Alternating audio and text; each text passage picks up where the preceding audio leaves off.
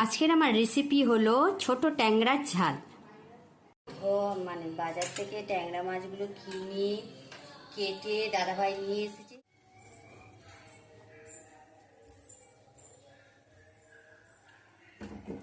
নুন দিলাম,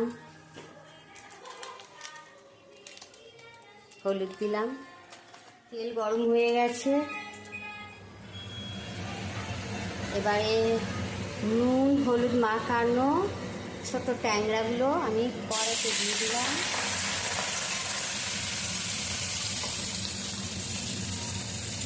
ভাজা হয়ে গেছে। করে নিয়েছিলাম মশলাটা, কাঁচা লঙ্কা, টমেটো বাটা, আদা বাটা, সর্ষে আর পোস্ত দিয়ে আমি কড়াইতে এবার দিয়ে দেবো। হয়ে গেছে, স্বাদ মতন নুন দিলাম, লঙ্কা গুঁড়ো দিলাম স্বাদ মতন, হলুদ গুঁড়ো দিলাম স্বাদ মতন। মশলা ভাজা হয়ে গেছে, জল দিয়ে দিলাম। জল একদম ফুটে গেছে, এবারে মাছটা তুলে দিলাম আমি।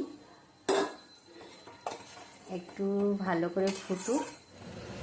একদম হয়ে গেছে, দেখছি তোমরা, একদম মাখা মাখা হয়ে গেছে। ব্যাস, দেখতে ভালো লাগছে না? এবার গরম ভাতে কি খাবে আর বলতে হবে, দারুণ হচ্ছে।